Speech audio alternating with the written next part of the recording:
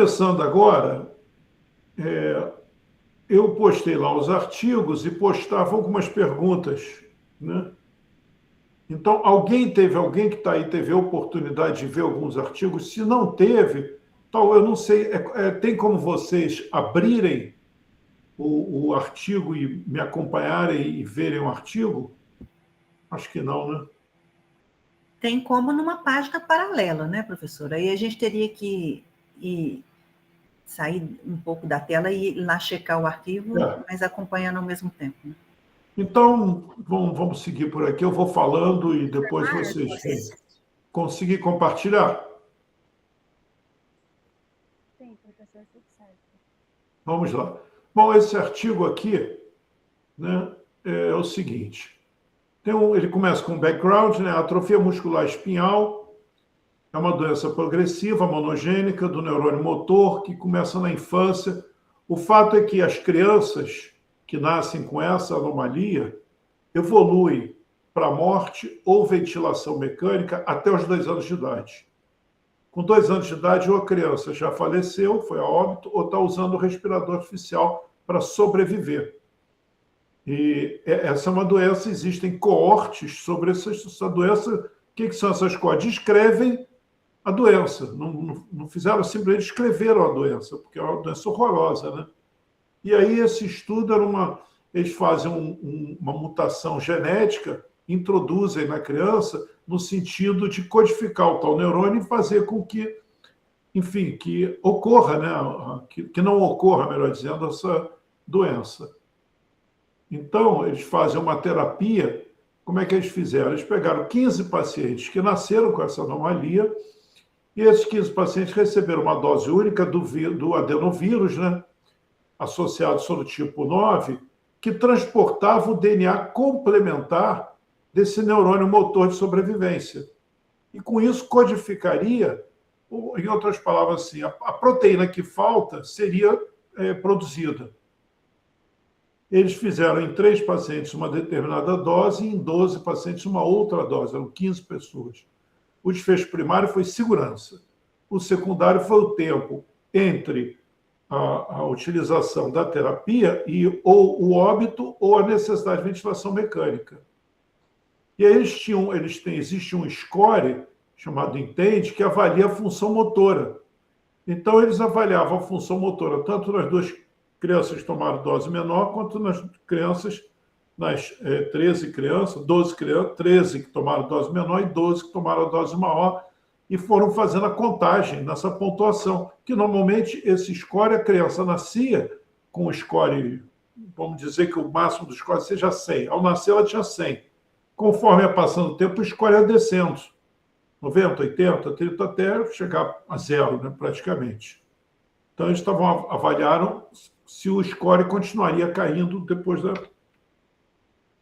Então, pelo que vocês viram aqui, qual seria... Vamos tentar, quem puder falar, né? Qual seria o delineamento desse estudo? O que eles pegaram? Pegaram 15 crianças, deram uma injeção com esse medicamento e nas 15, uma com dose menor, outra com dose maior, acompanharam as 15 crianças ao longo do tempo para ver, acompanhando o score. Que tipo de delineamento é esse estudo? Eu entendo que é um estudo observacional, não tinha o controle no estudo, né? É sempre bom, por isso que eu gosto desse caso. Alguém discorda? Mas não houve intervenção, né? No observacional, não é isso? Pois no meu... Não, a intervenção houve, não houve o controle. Eu acho que é um experimental sem ser randomizado, por exemplo, né? É por isso que eu gosto dessa figurinha aqui, que essa figurinha ajuda a gente no raciocínio imediato, rapidamente. A exposição, ou seja, a injeção. A gente perguntava para o paciente se ele tinha tomado a injeção ou não, ou a gente chegava, pegava e dava a injeção neles? Dava. Nós demos injeção em todo mundo. Nós não, eles. Então, é um estudo experimental, que não foi, nós não chegamos e perguntamos. O estudo observacional se caracteriza pela pergunta. Nós perguntamos, você fez isso ou fez aquilo? Você tomou a vacina ou não? Você fuma ou não? Você come gordura ou não? Você faz exercício ou não? É sempre uma pergunta. No estudo de intervenção, não é pergunta. A gente pergunta se o cara quer participar do estudo. Se ele quiser, a gente faz a intervenção. Aí tem dois tipos de intervenção. Tem intervenção que tem um controle, consequentemente, nós fazemos uma randomização, e aí nós pegamos pessoas com doença, e tem um estudo experimental, que vocês vão se lembrar agora, que é o estudo do tipo 2A, em que nós pegamos só pessoas com doença e fazemos uma prova de conceito, dando o tratamento e vendo o que acontece. Você lembra que eu falei? O 2A era isso. A gente pega o paciente, faz a intervenção e vê o que acontece com o paciente, mas não tem um grupo controle. É uma prova de conceito. E por que aqui não tem grupo controle? Porque como é que você vai fazer vai dar um medicamento com potencial de ajudar essas crianças e no outro grupo você dá placebo, sabendo que a evolução é morte daqui a 2 anos ou respirador? É totalmente antiético fazer isso. Então, você não tem como ter controle, a não ser que existisse um tratamento comprovado e eficaz e que a gente fosse comparar com esse tratamento. Mas, nesse caso aí, você não tem como dar placebo. Então, não tem jeito. Inevitavelmente, tem que ser um estudo de braço único. Ficou claro isso? Uhum. Então, é um estudo experimental sem randomização. Por quê? Não tem grupo controle. Então, é um estudo de prova de conceito, estudo, ensaio clínico, fase 2A. Aqui. Se lembra? Eu mostrei exatamente essa figura quando eu dei essa aula. Fase 2A. Voluntários doentes ou com risco de doença, aberto e não comparativo. 2B. Doentes selecionados, com risco ou com risco de doença, com o menor número de comorbidades possível, comparativo. Tem um braço de intervenção, braço controle, placebo ou tratamento habitual. O fase 2A é um número menor de pessoas e todo mundo está doente e não tem controle. O professor, ele podia chamar quase experimental também? É um estudo experimental. Todo ensaio clínico é um estudo experimental. Todo estudo de intervenção mas aquele termo, é experimental. mas o termo quase experimental podia ser utilizado? Não. Quase experimental é outra coisa. Tá. Esse aí é um estudo experimental de fase 2A. O quase experimental é quando há uma intervenção num grupo de pessoas por uma mudança, por exemplo, de política. Né? Então, por exemplo, ninguém tomava vacina para sarampo. Vamos supor. A gente está lá, tem um país que ninguém toma vacina para sarampo. Aí um dia alguém chega e diz assim, está morrendo muita gente de sarampo, vamos passar a dar vacina de sarampo para todo mundo. Aí passa a vacinar todo mundo com sarampo. Então, você vai comparar aquele período de tempo, vai comparar a incidência de sarampo e de morte por sarampo, naquele período em que ninguém tomava vacina, com o período em que depois todo mundo passou a tomar vacina. Você não randomizou. Portanto, não pode ser um ensaio clínico. Mas você compara um grupo em que houve intervenção com um grupo que não houve intervenção, mas sem randomização. É uma questão... Por quê? Porque é impossível você randomizar, porque já está todo mundo tomando a vacina. Esse é um estudo quase experimental. Ele é um estudo que vai fomentar uma hipótese. Vai mostrar o impacto de uma política, de uma mudança de política. Esse caso aqui que nós discutimos, não. É um ensaio clínico, um estudo experimental de fase 2A. E o resultado desse estudo, extraordinário, os 15 pacientes estavam vivos e sem evento aos 20 meses de idade, em comparação com a taxa de sobrevivência de 8% numa coorte histórica, ou seja, normalmente esses pacientes sem qualquer tratamento, em 20 meses só 8% estavam vivos, aqui estavam todos vivos. No grupo com alta dose, houve um aumento na pontuação da escala rapidamente, aquela escala que ia caindo com o passar do tempo, ela voltou a subir, um aumento de quase 10 pontos em um mês e 15 pontos em 3 meses, em comparação com o declínio dessa pontuação na coorte histórica, ou seja, enquanto quem não toma remédio nenhum, historicamente, ia caindo a pontuação, esses, após o remédio, a pontuação subiu. E nos 12 pacientes que receberam a dose alta, 11 já sentavam sem ajuda. 9 eram capazes de rolar o corpo. 11 eram alimentados por via oral. e podiam falar. E 2 estavam conseguindo andar.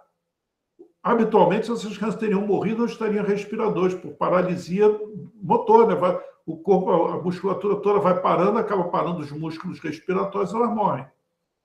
Então, esse é um trabalho que até emociona ler esse trabalho, porque imagina o impacto nessas famílias que tiveram a notícia de que seus filhos tinham nascido com uma doença e que teriam 2 anos de grande sofrimento para, ao final de 2 anos, morrer. E, de repente, eles veem essas crianças, ao final de 2 anos, falando, andando. Quer dizer, é um estudo extraordinário. É um estudo 2A. Eu cansei de falar, aqui eu expliquei, eu já me antecipei, por que não pode ter controle, né? Porque iria contrariar o Belmont Report, né? Que fala em respeito, justiça e beneficência.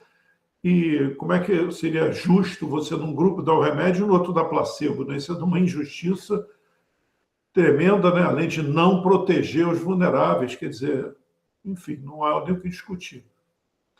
Mas onde eu quero chegar é que eu cansei de falar assim, pessoal, estudos fase 2, eles apenas criam hipóteses. Eles permitem a realização do estudo de fase 3. Nós não utilizamos o estudo de fase 2 para tratamento, exceto em casos como esse, em que é impossível fazer um estudo de fase 3, porque o estudo de fase 3 pressupõe você ter um braço controle, você pressupõe uma randomização. Como não existe tratamento algum, o braço controle seria placebo. Então, é impossível você fazer um estudo de fase 3, é impossível fazer, inclusive, um estudo de fase 2B, de novo, porque o estudo de fase 2B teria um controle usando placebo, você não pode fazer isso.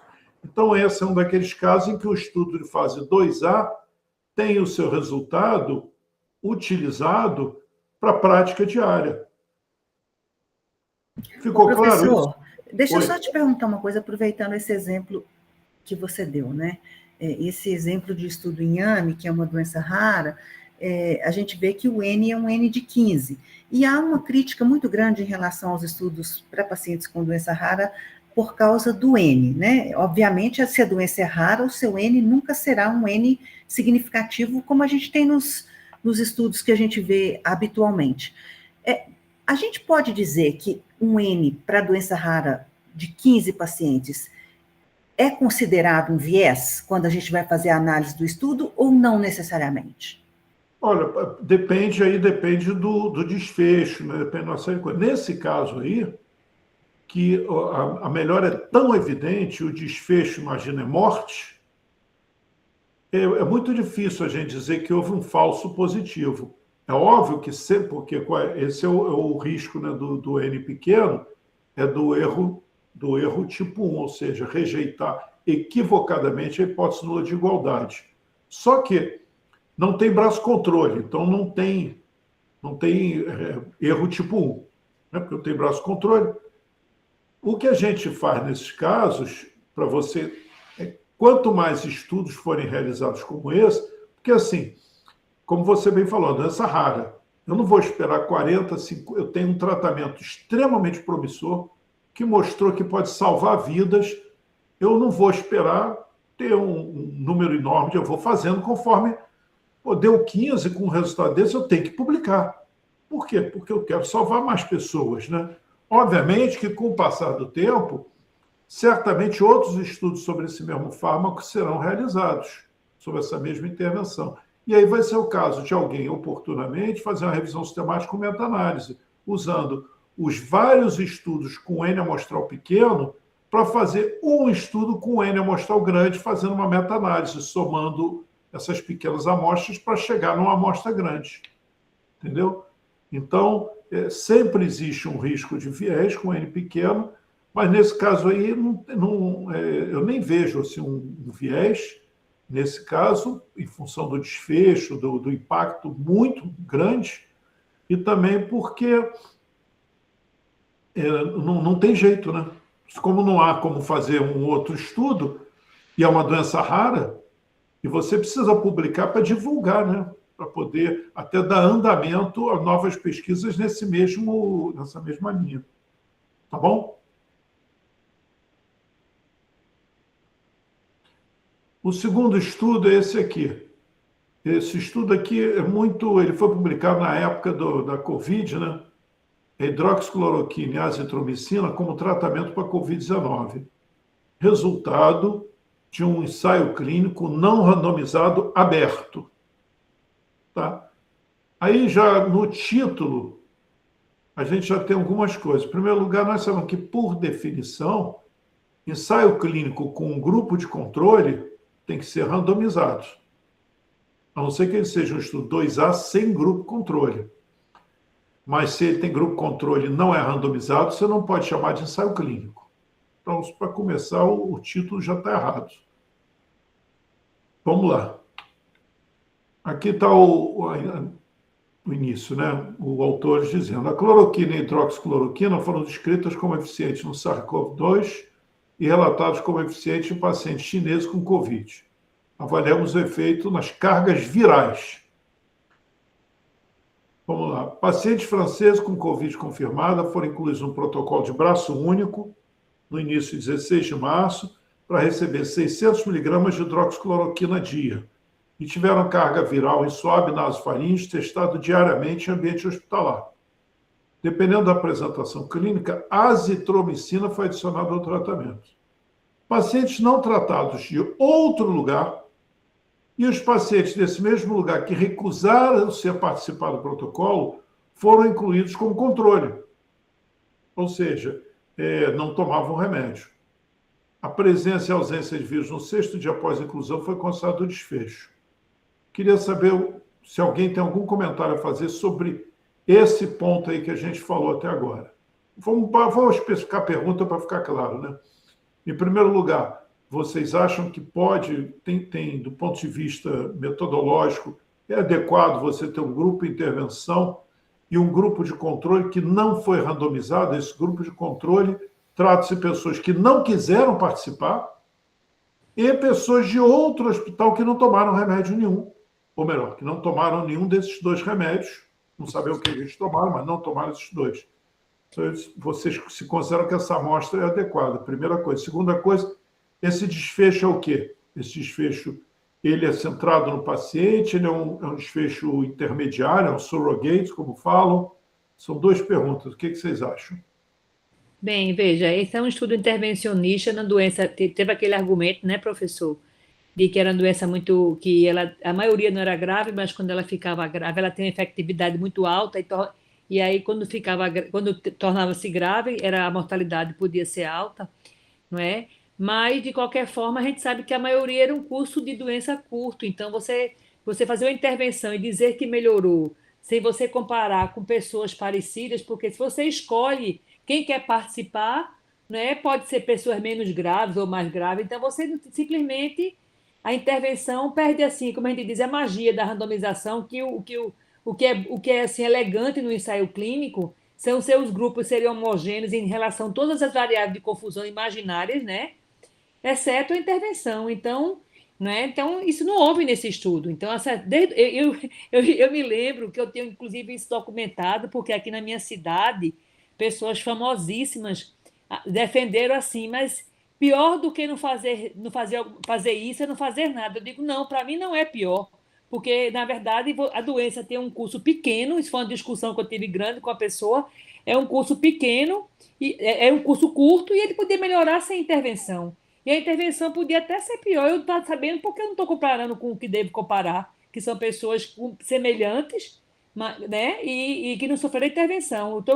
Eu escolhi o controle, que eu não sei como é o cuidado daquele hospital, eu não sei qual é, assim, apesar de todas as manobras que a gente tem para poder comparar o controle, que se faz isso no estudo de coorte, né, mas no ensaio clínico isso não funciona, absolutamente, né, na intervenção não funciona.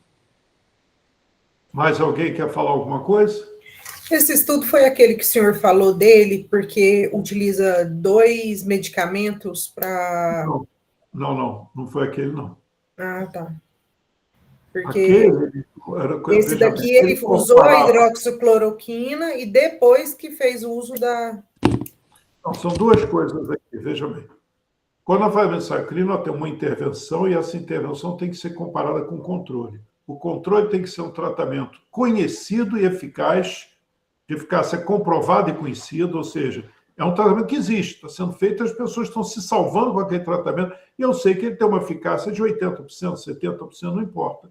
Eu tenho um tratamento que eu acho que é melhor do que ele. Então, eu vou comparar o meu novo tratamento com esse tratamento que eu sei a eficácia, ele é conhecida e comprovada. Ou, quando não existe nenhum tratamento de eficácia conhecida e comprovada, eu posso testar a minha intervenção contra o placebo, ou seja, contra nada. Isso é uma coisa. Em qualquer um desses casos, eu pego pessoas com doença e, randomicamente, aleatoriamente, eu designo para usar o braço controle ou o braço intervenção, coisa que aqui não foi feito. E a gente sabe que quando você não faz randomização, de cara, eu repeti isso 300 vezes, quando você não faz randomização, você já de cara introduziu 2 vieses, o viés de seleção e o viés de confusão. Ponto. Aí já encerra a discussão. Então, já começa esse estudo, tem 2 vieses graves, um viés de confusão e um viés de seleção. Por quê? Porque não houve randomização. Primeiro ponto. Segundo ponto, carga viral é um desfecho intermediário. Quem é que diz que a pessoa com menor carga viral vai viver mais? Ou vai escapar da doença, ou não vai morrer, ou vai morrer? Não existe nenhum estudo comprovando assim, ó, quando a carga viral cai, a pessoa tem um prognóstico melhor.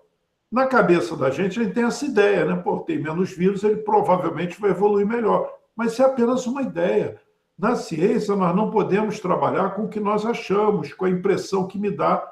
Eu dei o exemplo do outro dia do stent. Quando você bota o stent, você tem a nítida sensação que está resolvido o problema. Como é que uma pessoa que não bota stent e faz um tratamento de reabilitação pode ter a mesma mortalidade ao final de 5 anos? Mas tem. Não tem lógica, porque a medicina não funciona, melhor dizendo, melhor do que a medicina, o organismo, o corpo, a fisiologia não funciona com a lógica cartesiana que nós temos no dia a dia. Né? Eu dou uma martelada na parede, a parede vai fazer um buraco. Eu estou cansado de saber disso. É a lógica, mas só que a lógica não se aplica à ciência. O ser humano, o organismo, o mundo, que é muito mais complexo do que, mas infinitamente mais complexo que isso. Então, a gente não pode se basear na nossa lógica. Não, tem pessoas que morrem de Covid com carga viral baixa por causa do tratamento, ou seja lá porque foi. Tem gente com carga viral menor que morre. Então, isso aí é um desfecho. Numa doença cujo desfecho é morte, você tem que usar, cujo pior desfecho é morte, melhor dizendo, você tem que usar desfechos que tenham relação, associação com morte. Por exemplo, ventilação mecânica. Poxa, o cara evolui para a ventilação mecânica, existe uma grande probabilidade dele evoluir para a morte. Se você evita que a pessoa vá à ventilação mecânica, existe uma boa probabilidade de você evitar que ele morra. Se você evita que o paciente vá para uma unidade de terapia intensiva, você provavelmente está evitando, diminuindo a probabilidade dele morrer. Né? Então, você tem que usar desfechos centrados no paciente que estejam associados com o pior dos desfechos, que é uma carga viral, não é nada. Alguém quer falar? Mas aí, professor, acho que independente do desfecho, só pelo fato de não ter esse controle adequado, não ter feito a randomização, ele já não ia ter, assim, muito respaldo para fazer nenhum tipo de aplicação. Muito não, veja bem, não tem nenhum. É isso que a gente tem que ter bem firme na cabeça da gente, a gente tem que ter convicção metodológica. Eu estou apontando os vários erros. Erros não são erros, são limitações metodológicas que não me permitem fazer uma afirmação como a que faziam. Esse artigo foi muito utilizado por pessoas para justificar o uso da cloroquina, da hidroxicloroquina, da azitromicina. E, de novo, eu não estou discutindo tratamento. Alguns de vocês podem dizer, não, mas eu dei azitromicina para todos os meus pacientes, ninguém morreu. Ótimo. Eu não estou discutindo isso. Eu estou discutindo aqui. Se você fez isso baseado nesse artigo, por exemplo, você agiu de forma errada, do ponto de vista metodológico. Porque metodologicamente, que é o que esse curso versa sobre metodologia. Metodologicamente, esse artigo não permite que você diga que a hidroxicloroquina ou a azitromicina tenham algum efeito para evitar que o paciente infectado pelo vírus venha a morrer ou tenha um prognóstico melhor. Por quê? Primeiro, que ele não é randomizado. Então, de cara, já tem um viés de seleção e um viés de confusão. Segundo, o desfecho não é centrado no paciente, é um exame de laboratório. Então, não quer dizer nada. E mais, o controle dele eram pessoas que tinham se negado a tomar o remédio. E por que eles se negaram a tomar o remédio? Eu não tenho a menor ideia. E pacientes de outro hospital, que eu também não sei como é que foram tratados. No ensaio clínico, o braço de intervenção e o braço de controle tem que ser exatamente iguais, exceto pela intervenção. Então, esse estudo tem uma série de vieses, O resultado final dele está aqui e tal, e a conclusão. Apesar do tamanho da amostra, a nossa pesquisa mostra que o tratamento da hidroxicloroquina está significativamente associado à redução do desaparecimento da carga viral em pacientes e seu efeito é reforçado por azitromicina. As pessoas pegam essa conclusão para justificarem o uso de hidroxicloroquina. Uhum. E, de novo, mas você tem alguma coisa com hidroxicloroquina? Eu não tenho absolutamente nada contra nada. Eu estou falando, você não pode concluir que esse tratamento é eficaz ou tem alguma efetividade para o paciente com base nesse estudo. Ele é um estudo que tem muitas limitações metodológicas, entendeu? Esse estudo foi, inclusive, depois retirado, mas não por questões metodológicas, por questões éticas. Está aqui, eu até botei aqui, retraction. Eles avisam que esse estudo foi retracted, que esse jornal é importante, International Journal of Antimicrobial Agents. É um jornal bom. Esse autor aqui, o Didier Raoult, ele é muito controverso, tem muitas críticas a ele e tal. Está aqui o Retraction Notice, e aqui o motivo, mas é tudo... os pacientes foram incluídos sem assinar termo de consentimento, enfim, uma confusão ética lá, mas independente disso, no meu ponto de vista, ele tem muitos vieses, ele não pode servir como um argumento para você utilizar esse medicamento. Agora, alguém tem alguma questão? Que eu tenho outro estudo já aqui. Eu tenho 6 estudos para apresentar.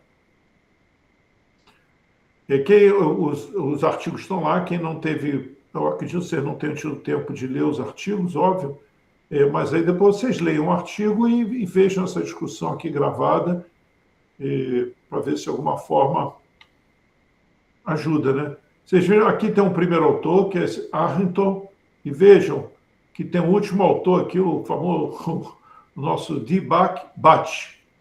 O nome deve ser indiano, paquistanês, que costumam ser muito bons de estatística, aliás. Mas, enfim, eu estou chamando a atenção que o próximo artigo que eu vou mostrar depois é desse Bhatt. Aí vocês vão entendendo a lógica do que eu quis apresentar. Está aqui, o que ele fez? Ele comparou 2 medicamentos para inibir as plaquetas em pacientes que vão ser submetidos, ou que seriam submetidos a procedimentos invasivos de coronariografia, etc., com colocação de stent, eu imagino. Então, aqui, o cangrelol, um análogo, não sei o quê, ele apresenta aqui uma justificativa do ponto de vista biológico, uma plausibilidade biológica. E aí, os métodos dele. Realizamos um estudo internacional de grande escala comparando o cangrelol, 600 miligramas, com 600 miligramas de clopidogrel oral.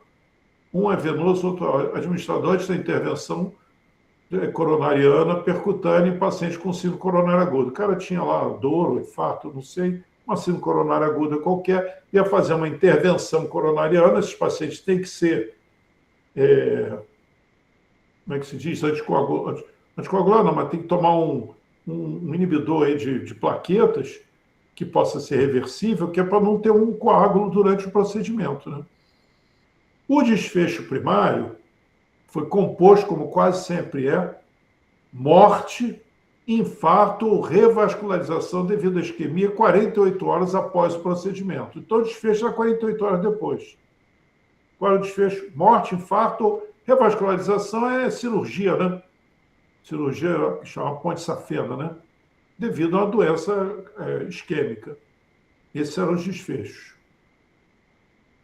Vocês vão ver no e-book que vocês vão receber que eu botei isso aqui para lembrar, né? A gente, quando vai ver um estudo, a primeira coisa, a gente vai fazer aquela primeira análise que eu botei aqui.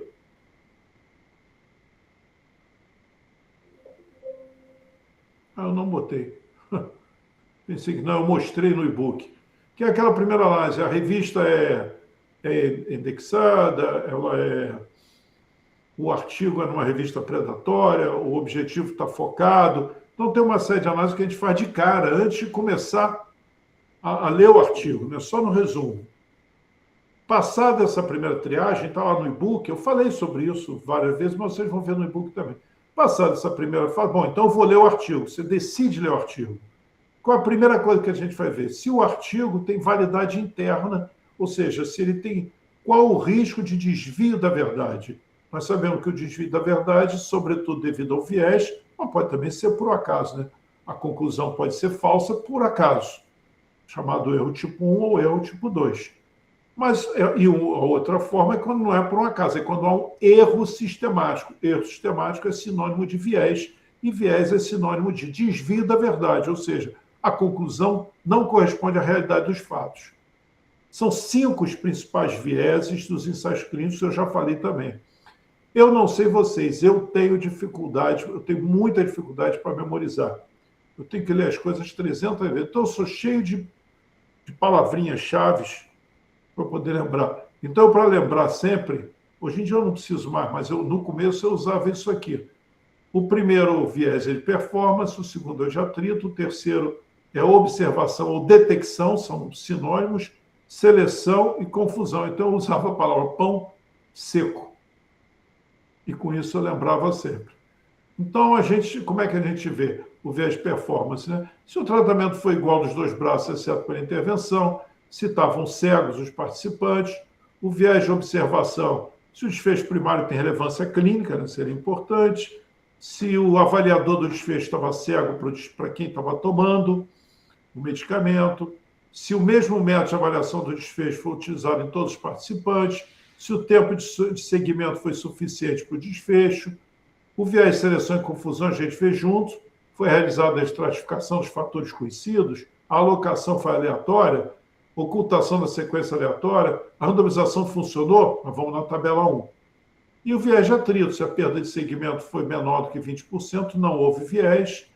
Se tiver as perdas, a porcentagem das causas foi semelhante nos 2 braços, e se a adesão foi adequada ao estudo, se tem baixo drop-in, drop-outs, que nós já discutimos também o que é.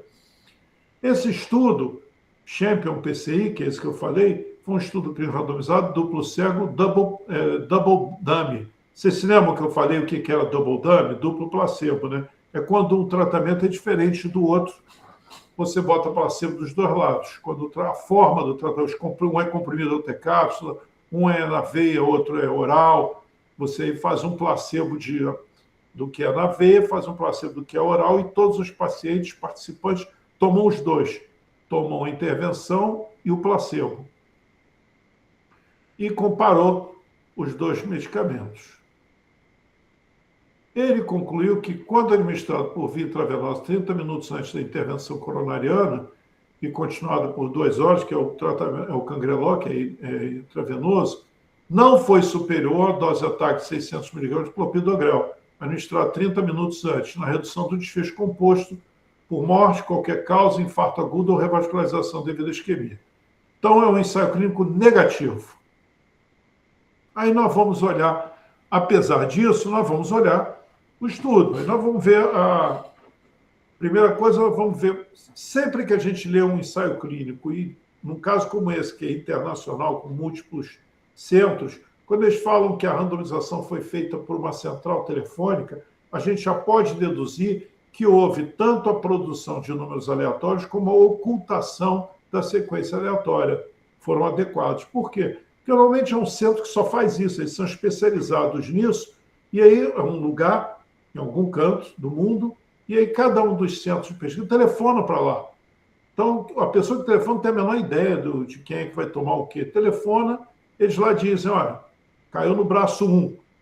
Aí você tem lá dentro do armário um vidrinho com o medicamento do braço 1, ou um vidrinho com o medicamento do braço 2, ou no caso aí, o braço 1 tem o comprimido de clopidogrel e um placebo de Cangreló, e o braço B tem o cangreló e o placebo de clopidogrel. Então, todo paciente toma ele toma duas formas de tratamento, um deles é placebo e o outro é o tratamento, ele não sabe qual é qual. Mas, de qualquer forma, a gente faz uma testada e vê que as variáveis estão distribuídas de forma semelhante, os dados estão distribuídos nas variáveis de forma semelhante. Então, a mediana de idade semelhante tanto no braço cangreló quanto no clopidogrel, o interquartil semelhante. Lembram-se, quando é média, desvio padrão. Quando é mediana, interquartil 25-75. Sexo também semelhante, homens aqui, mulheres. Aí eles têm etnias aqui também parecidas.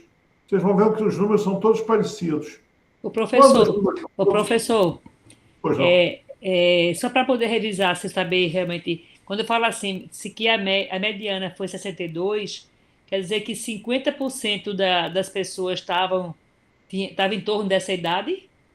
Não. Significa que 50% da amostra estava abaixo de 62 e 50% estava acima. Ah, tá.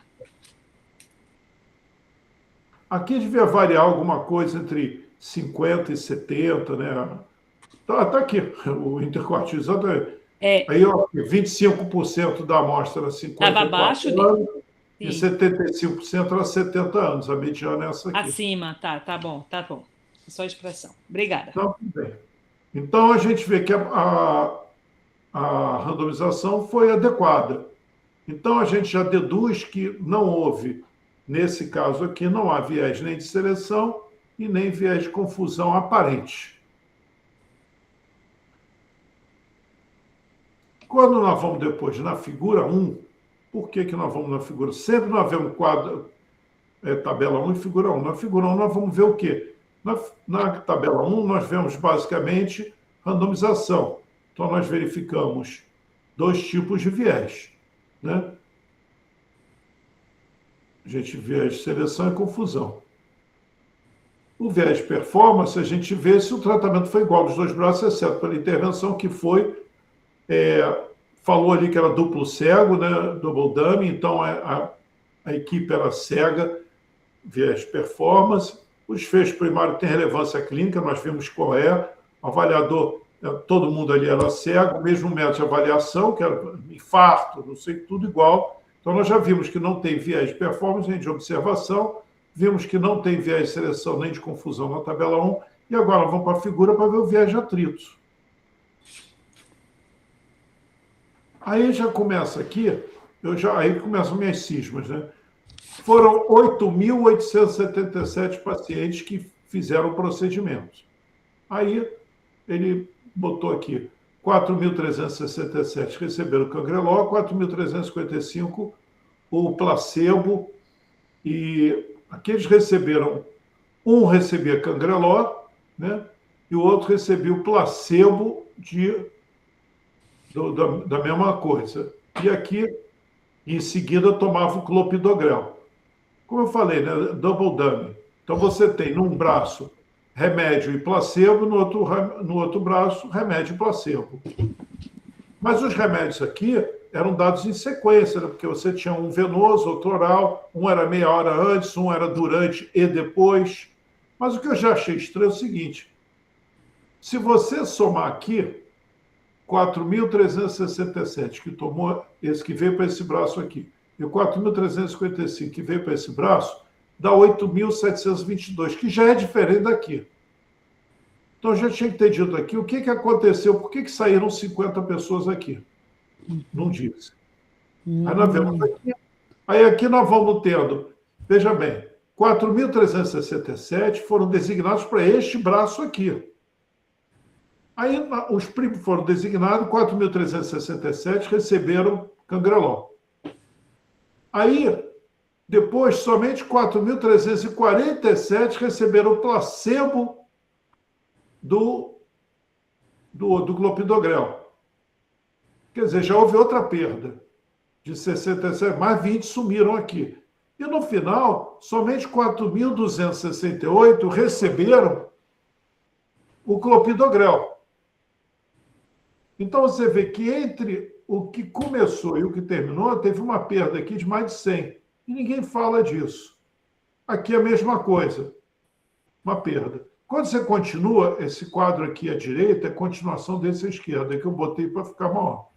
Você vê que aqui, quando você soma esse 4.268 com 4.268 aqui, dá 8.536, que já é bem diferente do número aqui e bem diferente desse aqui. Aí, 48 horas depois, olha aqui o que é a confusão que eles fazem. 3.889 foram avaliados por um intention to treat modificado. 4.335 por um intention to treat modificado. E 4.415 foram avaliados por intention to treat. Está errado. Não foram avaliados por intention to treat. Por quê? A avaliação por intention to treat é todo mundo que foi designado para aquele braço. Então, aqui, teria que, no mínimo, aqui, quando eu somo 4.415, intention to treat do braço direito, com 4.431, intention to treat do braço esquerdo, deu 8.846. Aqui dá 8.877. Cadê o... Tem uma diferença aqui. E pelo que ele está falando aqui, poderia ser também esses aqui. Não, bom, nós avaliamos 4.367 mais 4.355, que não foi. Esse número aqui, 4.415, é maior do que esse aqui. E esse aqui é maior do que esse aqui. Não é menor, não, é maior. Mas cadê esses pacientes? Mas, professor, eu sinceramente, assim, eu acho que a perda que nós estamos falando aqui é menos de 5% em vista do volume de pacientes. Isso, para mim, é algo desprezível, assim. Não, eu não estou falando de perda ainda. Eu estou falando do conceito intention to treat. Não, sim, sim, mas o que eu quero dizer é o seguinte, quando você fala assim que o número ali, 8.722, é diferente dos 8.877 inicialmente planejados, em vista do número de pacientes, é muito pouca a diferença. Mas o que ele quer falar, Melissa, é que o seguinte, intention to treat, quando você randomiza, você tem que analisar toda a randomização do braço, e aqui não foi, ele foi diminuindo, e ele afirmou que foi. Sim, então, gente, eu entendi tudo que ele está falando, só estou falando que o diminuir, no meu ponto de vista, ainda é uma diminuição muito pequena em vista do... Está certo que você está considerando a metodologia, mas o que eu quero dizer é o seguinte, o número que diminui, ele é muito pequeno em vista do N total. Eu acho que essa perda, se há perda, né, ela é muito pequena. Pois é, você mesmo produziu o que eu estou falando. Você falou, essa perda, se há perda, na verdade, o que acontece? Quando você não faz o tratamento, quando você mente, o autor está mentindo aqui. Ele está faltando com a verdade. Porque ele falou aqui, intention to treat. Isso aqui não é intention to treat. A partir do momento que você... Eu tinha uma coisa que eu falava, eu tenho um filho que tem 30 anos hoje. Quando eu era criança, a gente às vezes jogava biriba. Eu não gosto de jogo, mas às vezes jogava a família. E aí eu escondia criança, sobretudo, esconde uma carta, né? Rouba assim no jogo. Eu falo assim para ele, meu filho, quem rouba e mente num jogo de baralho, pode roubar e mentir no Banco Mundial. Então, você, quando você você é desonesto com R$10, você é desonesto. Pode ser que você também seja desonesto com 1 milhão, não faz diferença. Então, você foi desonesto, independente do volume. Na minha avaliação, há aqui um desvio da verdade metodológico. Porque ele diz, veja bem, até aqui, isso aqui é uma invenção. Intention to treat modificado não é uma coisa... Você não tem nenhum artigo que diga o que é intention to treat modificado. Qual é o conceito de intention? O que você considera? Intention to treat modificado é o que o autor acha. Até aí, eu entendo. Tudo bem. Ele acha isso, ele botou isso, já que não existe uma definição, ele está botando aqui, ó. Ele intention to treat para o análise não STEM, intention to treat modificado, sei lá por quê, em algum momento ele explica no artigo. Eu não estou discutindo isso. O que me incomoda, você vê que eu não marquei nada disso aqui, o que me incomoda é ele dizer que fez intention to treat quando não fez. Para ser intention to treat, tinha que ter exatamente metade ou alguma coisa, a soma das duas intention to treat tinha que dar o número de pessoas que foram randomizadas. De novo, isso faz com que eu perca totalmente a fé no artigo, não leia mais, não. Mas isso tudo são pequenos detalhes que começam a me fazer desconfiar do resultado. E você pode dizer assim, mas Marco, o resultado foi negativo ele. Tudo bem, foi negativo. Mas ainda assim, ele mexeu nos resultados e ainda assim foi negativo. Então, isso eu vou perdendo, como é que eu posso dizer? Eu vou perdendo a confiabilidade nos resultados, nos achados dele, do ponto de vista metodológico, exclusivamente. Entendeu? Porque ele não teve uma grande perda, até porque o follow-up foi com 48 horas. Ele teve um Professor, e tem uma coisa mais estranha aqui que eu estava vendo. Ó, na hora que ele randomizou, foi 4.367, mas ele colocou 4.415 no final do Intention to Treat. Mas não estão essas coisas, normalmente, o que o autor tem que fazer? Ele botaria aqui, por exemplo, como essa soma aqui é menor do que isso, ele botaria uma setinha dizendo assim, 10 se recusaram a participar, 8 não assinaram o termo de consentimento esclarecido, isso. 3 não tinham um hematócrito bom, 2 a religião não permitia, não importa. O autor tem que mostrar clareza, o leitor tem que entender tudo que está acontecendo. Eu aqui não entendi. Pode ser que eu não tenha lido detalhadamente o artigo como precisaria, mas como eu fui focando no principal, pode ser até que tenha essa explicação, mas eu não achei.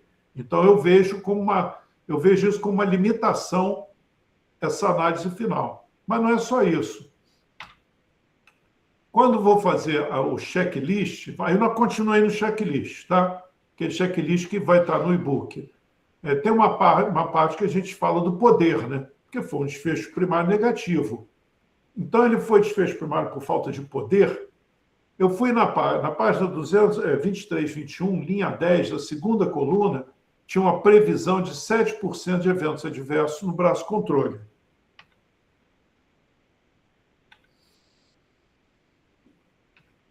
E realmente teve.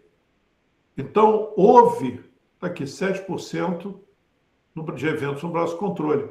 Então, o tamanho amostral estava perfeito. Não foi por falta de poder que esse estudo foi negativo, não.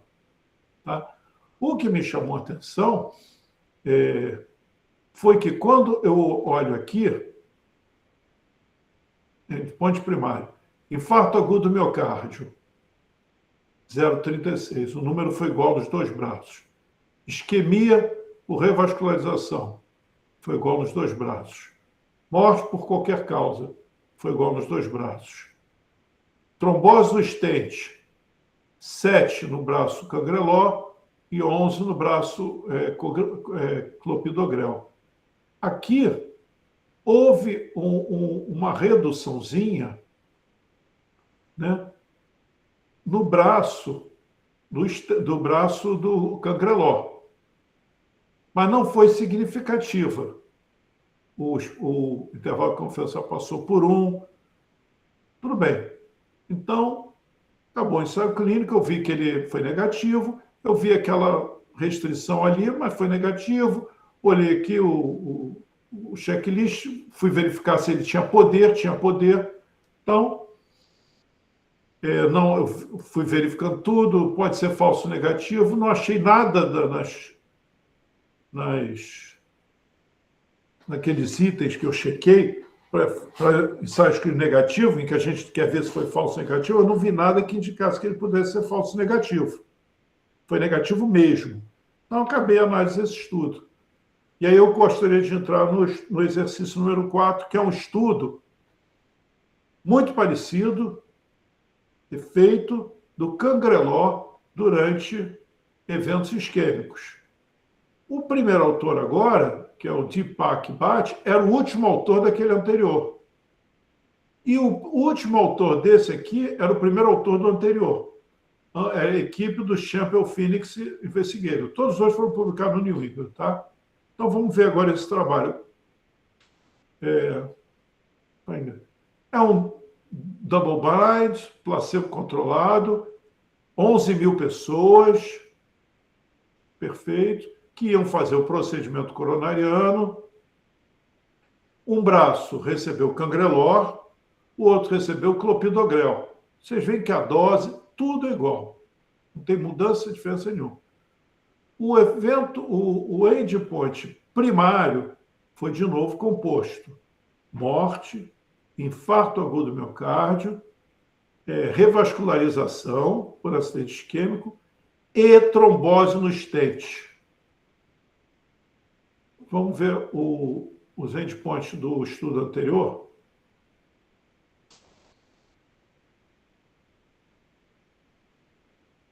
Morte, infarto agudo do miocárdio, revascularização. Qual a diferença desse estudo para o outro? Acrescentou-se ao desfecho primário trombose do estente. O que não tem nada demais. É que eu li os 2 artigos e vi essa peculiaridade que eu vou discutir com vocês. Resultados. O endpoint primário de eficácia foi 4,7 no cangrelor e 5,9 no clopidogrel. Ajustado deu 0,078 e o intervalo de confiança de 0,66 a 0,93. O p-valor 0,0005. Então, o mesmo cangrelor que tinha dado um ensaio clínico randomizado negativo no estudo anterior, deu positivo nesse. O que me causou estranheza, porque o mesmo medicamento, o mesmo grupo, o mesmo número de pessoas, um deu negativo, o outro deu positivo. Quando você tem um ensaio clínico negativo, se você tiver um parecido, positivo, quer dizer, eu já vou com uma certa... Eu fico mais atento.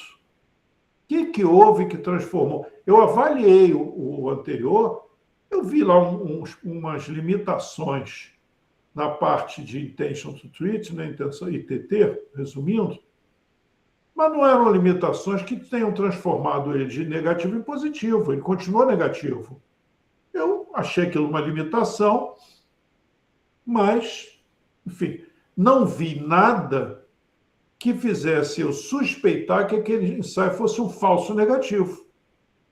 Eu vi aqui eu vi rapidamente, né, porque para não ficar item por item e tal, teria que ler o artigo todo, mas naqueles itens que eu enumerei na terça-feira, quando eu falei o que a gente procurava no ensaio falso negativo, eu não encontrei nenhum item que mostrasse. Tinha poder. Por que agora deu positivo? Aí eu já fico atento, eu fui olhar os 2 desfechos, o que eu vi? Que a única coisa que mudou é que os desfechos primários, um era morte, infarto e revascularização, e o outro a morte, infarto, revascularização ou trombose estente. Eles acrescentaram um desfecho ao desfecho primário. E o desfecho secundário foi só trombose estente. Foi o único desfecho secundário que eles olharam. Tá bom. E agora o ensaio que era negativo virou positivo. Aí ele continua aqui. A taxa de segurança, tal. A trombose no estente desenvolveu em 0,8% dos pacientes do grupo cangrelor e 1,4% no clopidogrel. Ou seja, muito mais no clopidogrel do que no cangrelor. Intervalo de confiança de 0,4 a 0,9. Então, ponto adverso aqui, vamos pular isso. Aí vamos ver se a randomização foi legal. Foi a mesma coisa, usou um centro telefônico, você compara idade, está aqui, tudo igual. Né? Masculino, feminino, mediana de peso. Então, a randomização foi excelente, os números batem certinho. Então, aqui a gente vê que não houve viés nem de seleção, nem viés de confusão. Nós vimos que não há, aparentemente, viés de performance.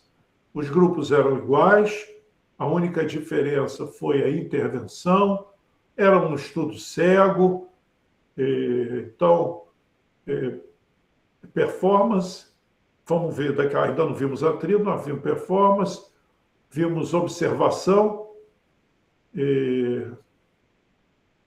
falta o de seleção não houve, porque a randomização foi boa. Confusão não houve, porque a randomização foi boa. Vamos olhar o atrito, que agora eu vou procurar o atrito, se houve atrito ou não.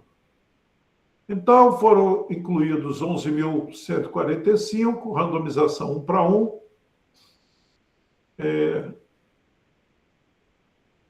ITT.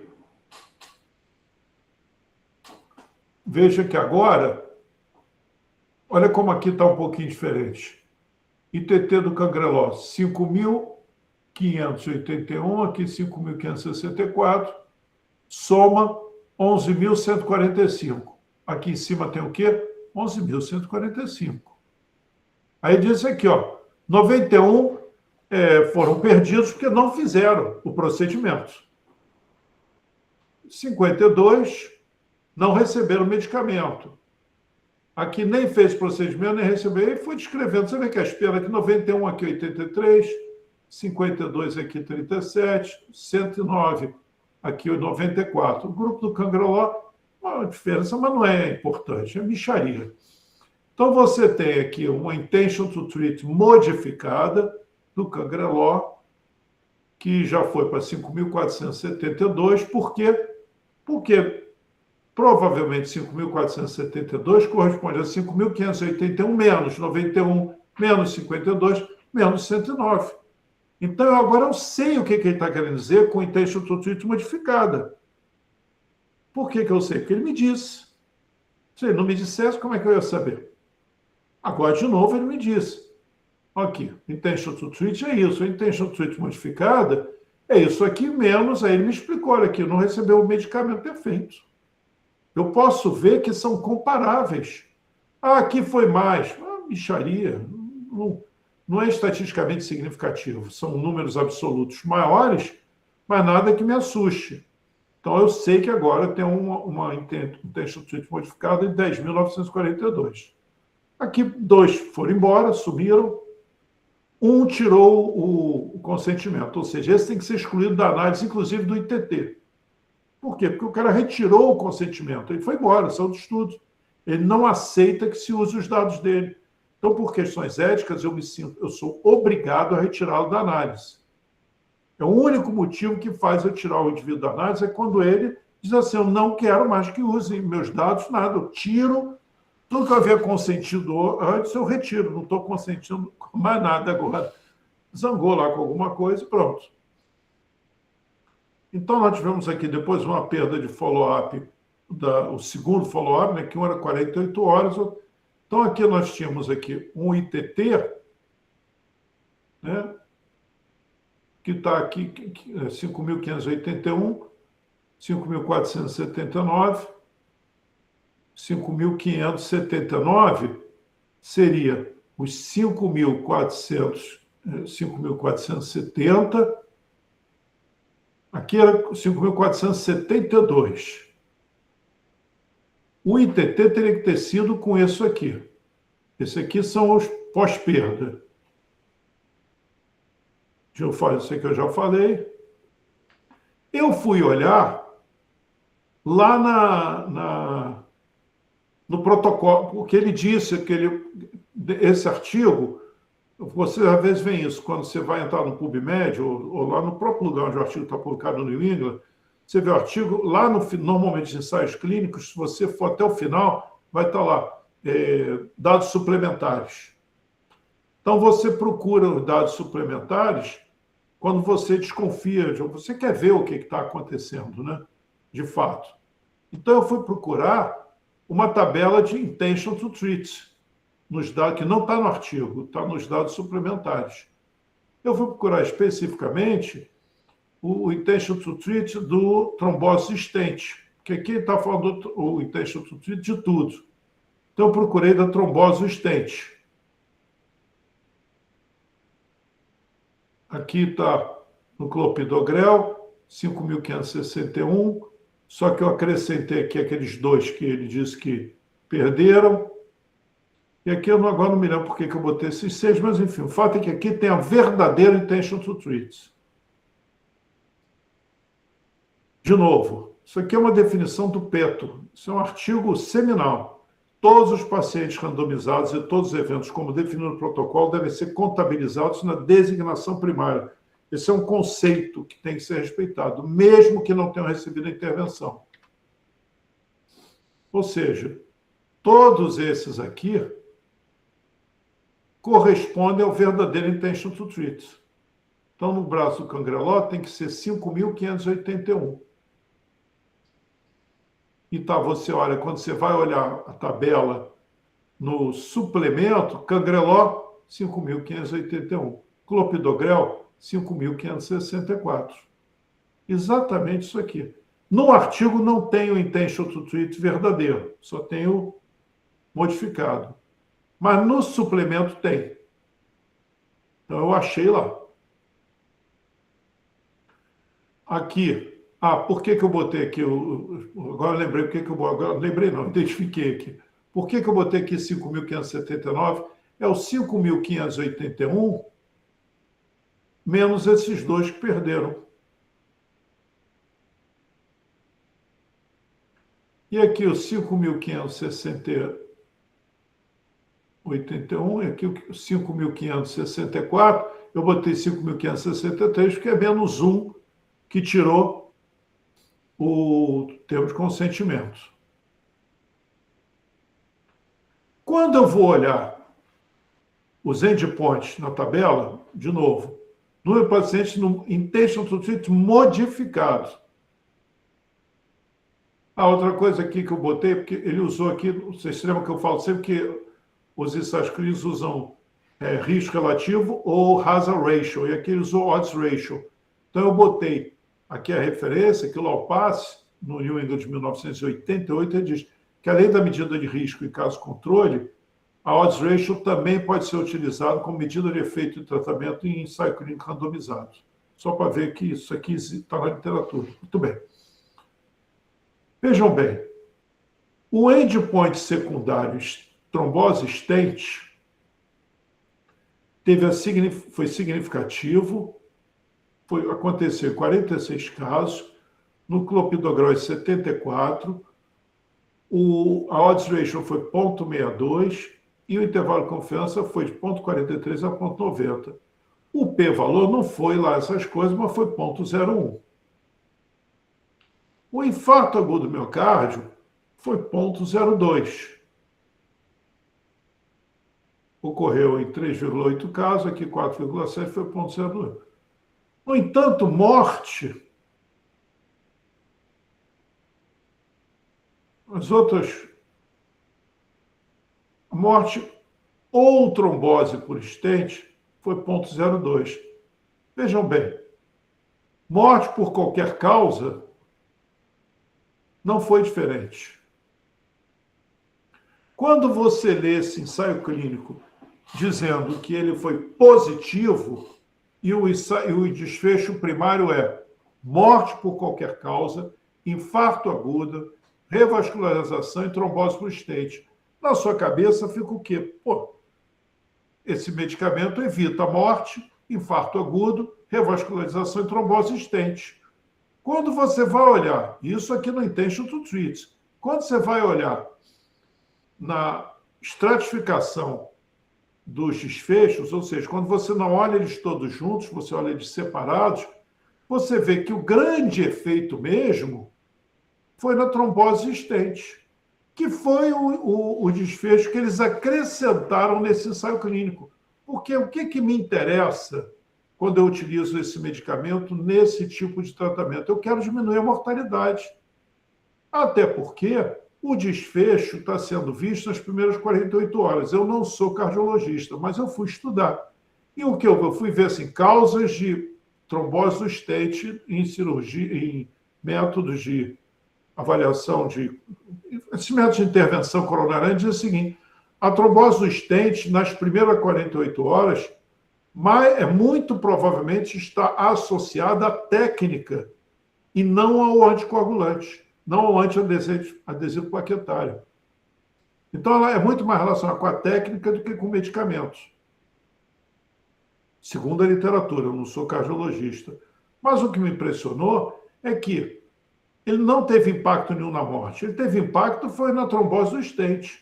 E teve também no infarto agudo, mas ninguém morreu. E outra coisa, quando você olha aqui o endpoint primário, é 0,005, super relevante. Quando você olha aqui isoladamente, é 0,01, o outro é 0,02. O infarto agudo, a revascularização, a morte por qualquer causa, a morte por doença cardíaca, não foram significativos. Todos eles passaram pelo número 1 e não foram estatisticamente significativos. Então, tem alguma significância estatística, porque está com 0,01 a 0,05. E aí eu vou fazer o seguinte, eu fui calcular o NNT.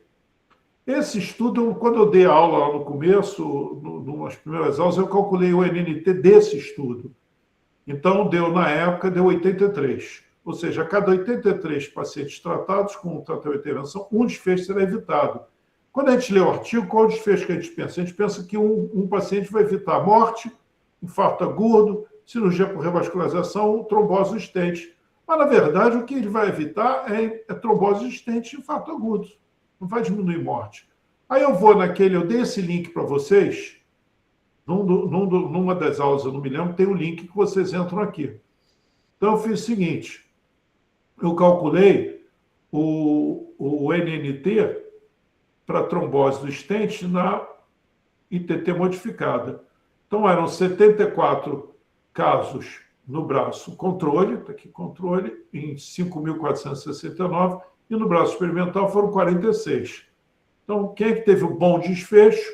O bom desfecho é 5.469 menos o mau desfecho, que é 74, que dá 5.395. Então, 74 tiveram o mau desfecho e 53,95 tiveram o bom desfecho, ou seja, não tiveram trombose do stent. E no braço experimental, 46 tiveram trombose do stent, e a diferença de 5.470 menos 46, que deu 5.424, tiveram um bom desfecho. Até agora, todo mundo está me seguindo? Ou tem alguém que não entendeu até agora? Alguma coisa que eu falei? Tá ok. Quando você aperta aqui o Compute NNT, ele apresenta isso aqui. Desculpa. Então, está aqui o que eu botei, a diferença absoluta, NNT 196, ou seja, eu tenho que tratar 196 pessoas para evitar uma trombose stent, que é o grande desfecho desse estudo.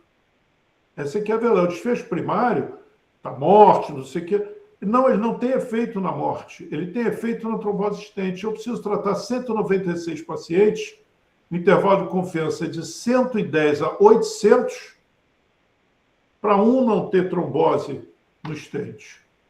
Isso aqui é como achar o apêndice, que eu achei lá, né? Lá no final do artigo tem isso. Aí eu calculei o desfecho primário para o ITT, tá? O ITT verdadeiro. Está aqui, fiz a mesma conta, não preciso dizer, né? 325 no braço controle, foi desfecho ruim, 260 no braço experimental, foi desfecho ruim, 260 mais 5.313 dá os 5.573. Cliquei ali, deu o NNT de 85, que eu tinha calculado antes ali, né? O NNT para o desfecho primário tinha dado 80, 85, aí com intervalo de confiança parecido também, de 50 a 285. Então, quando você olha o desfecho primário, o NNT não é tão ruim, sobretudo se você considera que está incluído morte. Mas quando você tira, quando você vai olhar um por um os desfechos, o desfecho que realmente influenciou o desfecho primário foi a trombose stent. E ela mesmo tem o NNT de 100 e tantos. Aí eu fui olhar o ITT verdadeiro na trombose stent, porque por algum motivo ele usa sempre ali o ITT modificado. E não é muito diferente, deu 198, outro tinha dado 180, nada demais. Quando o desfecho é morte, um NNT de 80 tem um impacto moderado. Quando é um desfecho não fatal, tem um impacto muito pequeno.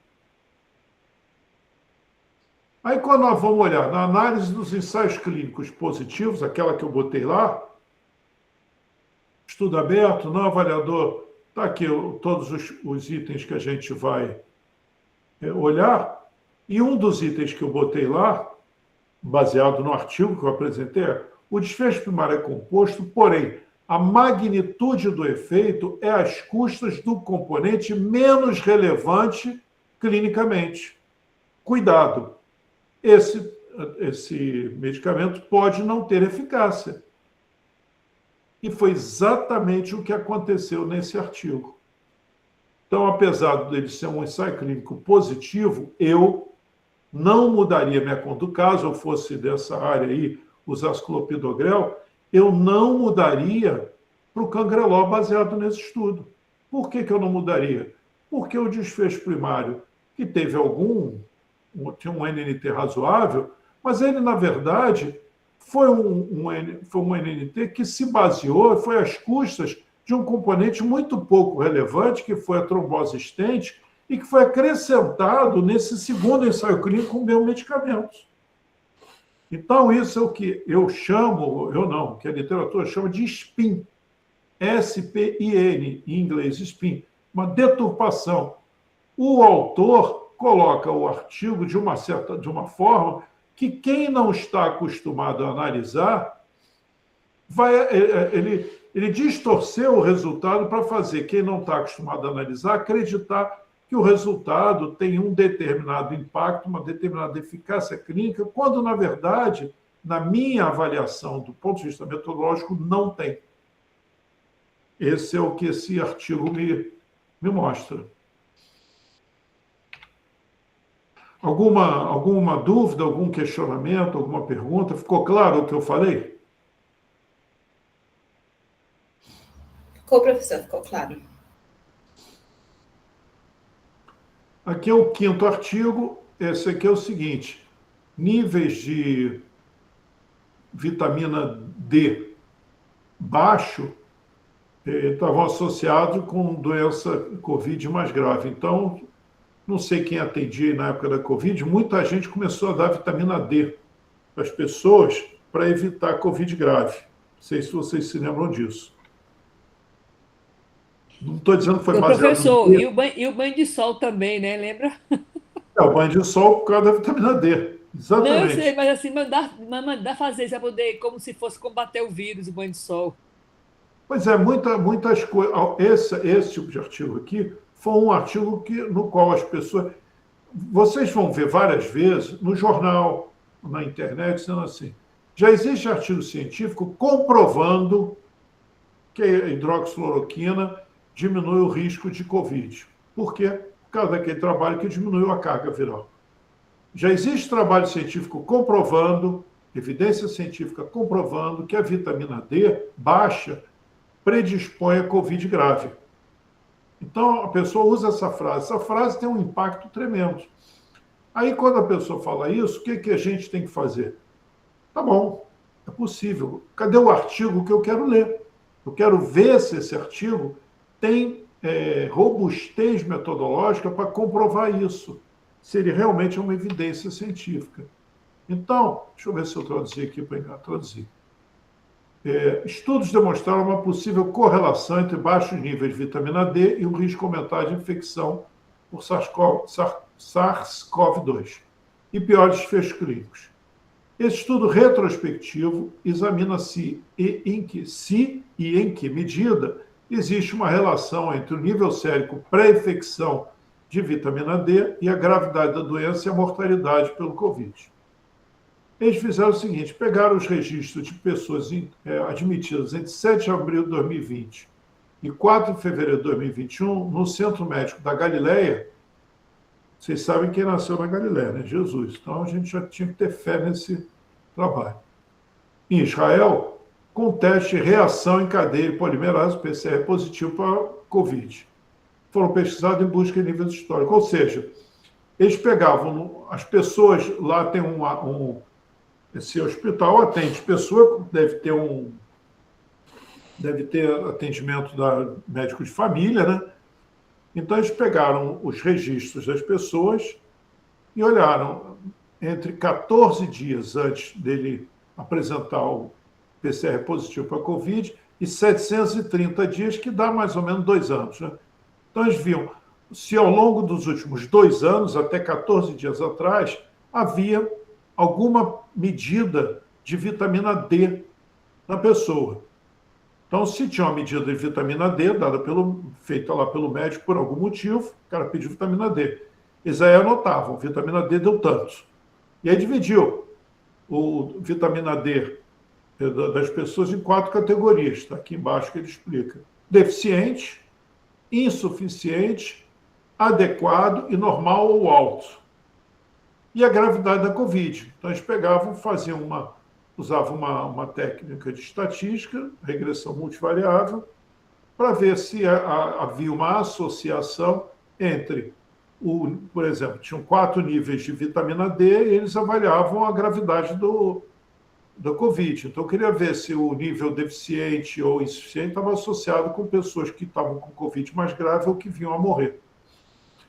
E utilizaram uma técnica estatística para verificar possíveis influências do padrão sazonal, né? Mudanças sazonais. Enfim, lendo isso aí, o que vocês acham desse estudo? Vamos lá, primeiro, qual o desenho desse estudo?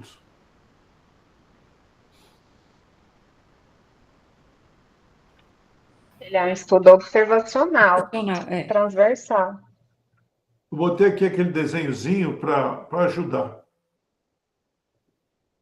A exposição foi... O que é a exposição aí e o que é o desfecho? A exposição é o Covid. É o nível, né? Não, exposição é vitamina D, né? D. Exposição é vitamina D. É D. E o desfecho era Covid, grave ou não é isso? Isso. E que morre ou não, etc. Quem é que decidiu pela exposição? Ou seja, vitamina D? Ninguém. Eles iam lá e não perguntavam ao paciente, porque é uma medida laboratorial. Eles procuravam no prontuário do paciente quem tinha medida de vitamina D. Concordam? Sim. E viram isso retrospectivamente. Tinha grupo de comparação? Não. Não. A princípio, não. Provavelmente, eles compararam quem tinha vitamina D normal com quem tinha vitamina D anormal. Concordam? Pegaram quem tinha vitamina B baixa e jogaram no grupo de expostos ao risco de Covid. E quem tinha vitamina D normal ou aumentada no grupo de não expostos ao risco de Covid. E aí compararam a gravidade da Covid no grupo que tinha vitamina D baixa com o grupo que tinha vitamina D alta. Entenderam? Entendi. Então, eles fizeram uma coorte retrospectiva. O que é isso? A coorte, eu pego um grupo de expostos, eu pego, por exemplo, pessoas agora, nós estamos no ano de 2025. Então, eu pergunto, chego às pessoas e pergunto, você fuma, sim ou não? Não. Vou para o grupo de não expostos. Não, botar vitamina D. Não, botar cigarro mesmo.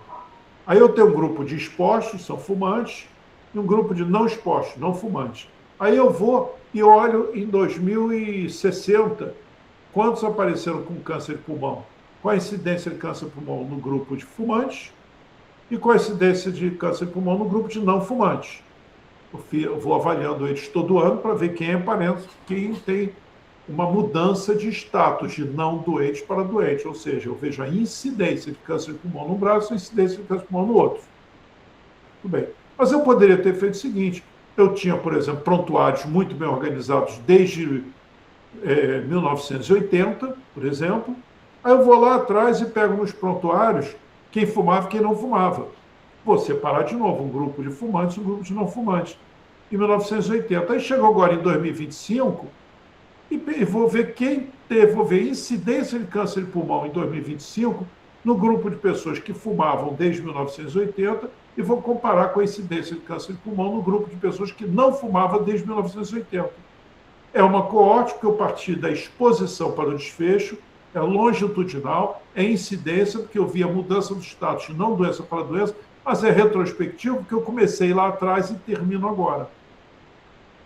Então, enquanto o caso controle obrigatoriamente é retrospectivo, o estudo transversal obrigatoriamente é no mesmo instante, a coorte pode ser retrospectiva ou prospectiva, lembrando sempre que coorte é a partir da exposição para o desfecho. Então, eles fizeram isso. Eles pegaram as pessoas e foram olhar nos prontuários quem tinha vitamina D baixa e quem tinha vitamina D normal. E viram a incidência de morte ou de internação no CTI por Covid no grupo que tinha vitamina D baixa com o grupo que tinha vitamina D alta. Na cabeça deles, provavelmente o grupo que tinha vitamina D baixa teve uma mortalidade e uma gravidade de doença maior do que o grupo de pessoas que tinham vitamina D normal. Essa era a hipótese do estudo. Alguém não entendeu? Todo mundo entendeu isso, certo? Limitações desse estudo. Quem é que aponta aí? Pode apontar alguma ou algumas?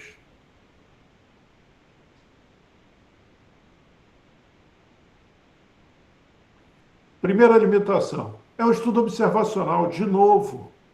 Não é um ensaio clínico. Você, estudo observacional, não serve para você decidir se um tratamento é bom ou ruim. O ensaio clínico randomizado é o padrão ouro para avaliar a relação causal entre uma intervenção e um desfecho. Porque o que eles estão buscando aqui é o quê?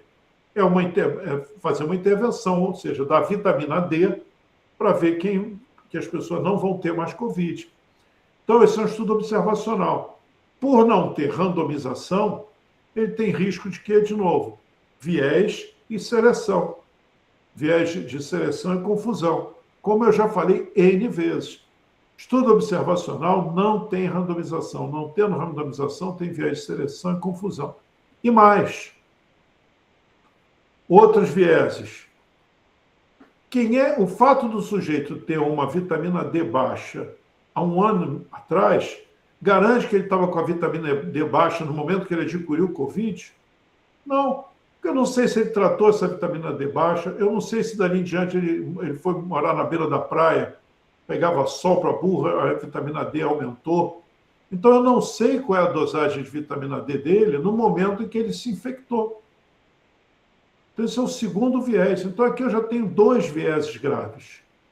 Primeiro, por ser um estudo observacional, ele pode, no máximo, o quê? Prover uma hipótese. Olha, de acordo com o meu estudo observacional, eu estou levantando a hipótese que a vitamina D, no meu estudo, a vitamina D baixa associou-se a maior gravidade de Covid. E a vitamina D alta, não. Então, vamos fazer um ensaio clínico para provar isso ou não. Só que, além disso, tem esse grave viés, que é o viés da pessoa. A gente não sabe, na verdade, se ele tinha vitamina D baixa ou alta no momento que ele adquiriu o Covid. Ele tinha uma dosagem de vitamina D. Isso não tem valor nenhum do ponto de vista prático.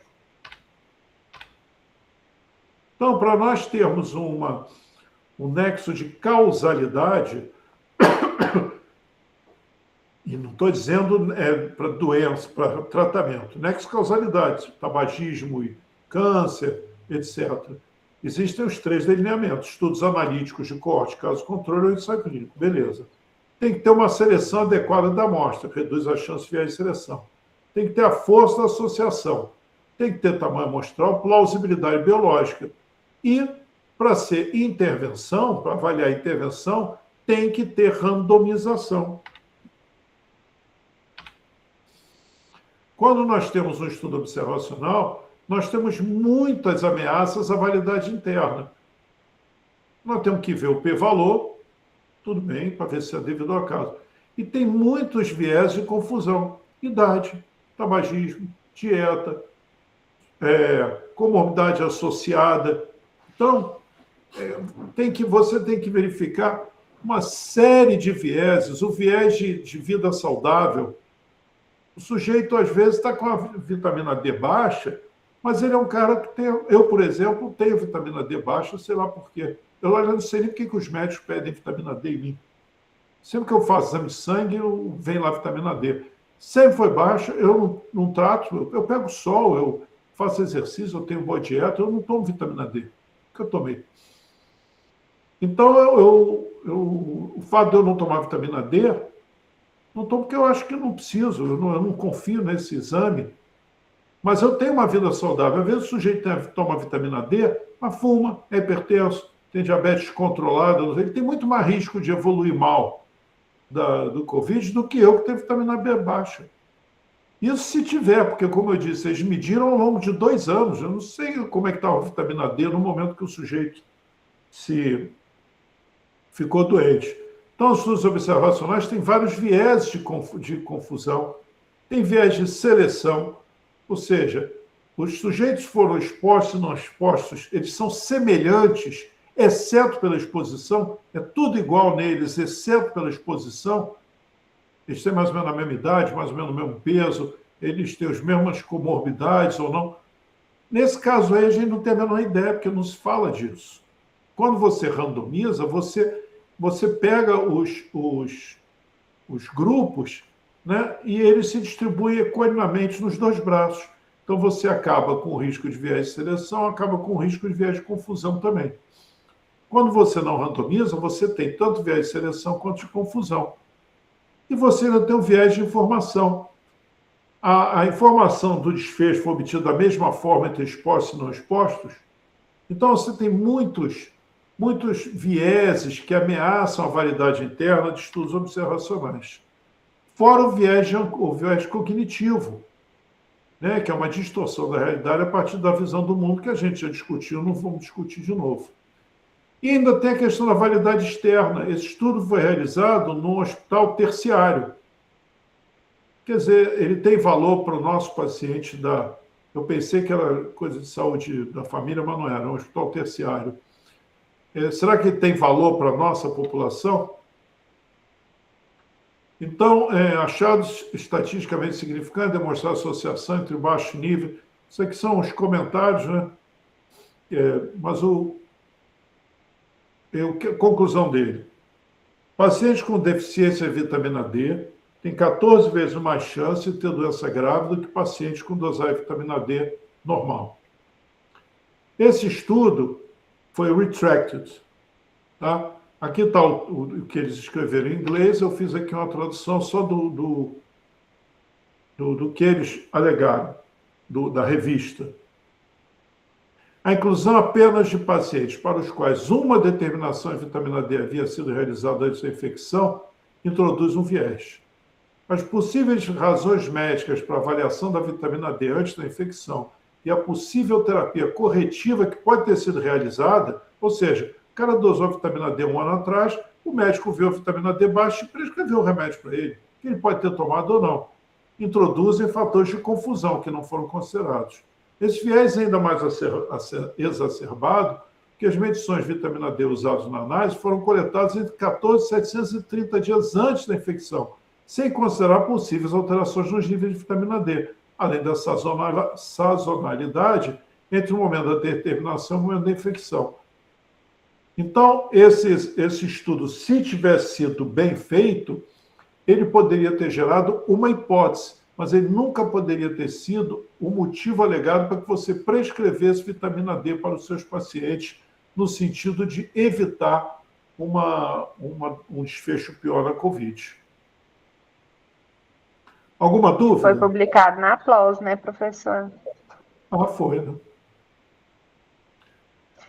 Eu tenho uma dúvida em relação à plausibilidade biológica, porque é muito subjetivo, né? A questão da plausibilidade biológica. Nesse caso, teria? Pois cabe ao autor, porque eu não entendo do assunto, né? Cabe ao autor explicar isso. Sinceramente, ele falou assim, estudos prévios sugerem, quer dizer, eu teria que ter pegado os estudos prévios para olhar. Assim, numa visão geral, eu não consigo entender, porque eu já li vários artigos sobre os benefícios da vitamina D, evitando uma série de coisas. Nenhum dos artigos que eu li comprovava isso. Eu li pelo menos uns 5, que às vezes eu sou muito questionado, que a minha mulher adora tomar vitamina, né? E toma, a despeito do que eu falo. Então ela vai tem uma ginecologista que adora passar uma vitamina. Então, só que eu tenho medo de alguma dessas vitaminas ter efeito colateral. Né? Por exemplo, a vitamina A, em excesso, ela dá problema na visão. A vitamina D, quem me garante que a vitamina D não aumenta o risco de calcificação da coronária, por exemplo? Eu não sei, nunca vi nenhum estudo disso. Então, assim, por exemplo, quer tomar uma vitamina C, ela acidifica a urina, aumenta o risco de alguns tipos de cálculo renal, mas tudo bem. Vitamina B também não vejo uma... Mas eu tenho medo, por exemplo, ácido fólico, vitamina D, eu tenho medo desse tipo de coisa. Então, por exemplo, teve uma época que diziam que, eu não me lembro agora o que era zinco, tipo tomar para evitar câncer, vitamina E. Vitamina E, professor. Vitamina E, né? Só que tomando vitamina E, você baixa o zinco no sangue. E aí você pode ter problema por falta de zinco. Então tem que tomar zinco também. Enfim, eu tento. Óbvio que tem questões de fé, a pessoa acredita que é tomar, toma, não tem problema nenhum. De novo, aqui não é essas nossas semanas juntos não foram para discutir tratamento, nem medicina, nada disso nós discutimos. O que nós discutimos foi metodologia. Essa é a discussão. Esse último exercício, eu vou aqui acelerar um pouquinho, porque ele é meio longo, tem muita coisa importante, eu gostaria de terminá-lo.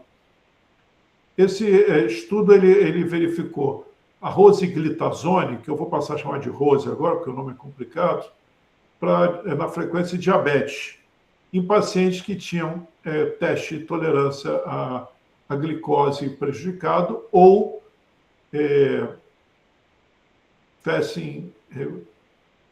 ou prejudicado ou alterado, qualquer coisa assim. Deixa eu ver se eu traduzi. Está aqui. Métodos. Eu vou pular, a revista é boa, etc., vale a pena ler, vamos direto para cá. Eles pegaram 5.269 adultos com 30 anos ou mais, com glicemia de jejum alterada, e aí esse critério foi incluído por emenda no protocolo posteriormente. Se você pegar o protocolo desse estudo, não tinha isso. Ele só tinha se a pessoa tivesse tolerância à glicose diminuída. Como provavelmente eles não estavam alcançando um N amostral, eles incluíram o quê? Pessoa que tinha glicemia de jejum alterada, mas não tinha diagnóstico de diabetes, passou a ser incluída no estudo. Sei lá, tinha glicemia de 110, mas não tem diagnóstico de diabetes. Então, eles incluíram. Ou ambos, sem doença cardiovascular prévia, isso é importante, não tinham doença, só tinham alteração da glicose. Foram recrutados em 191 centros de pesquisa em 21 países, designados aleatoriamente para receber rose ou placebo, e foram acompanhados por 3 anos.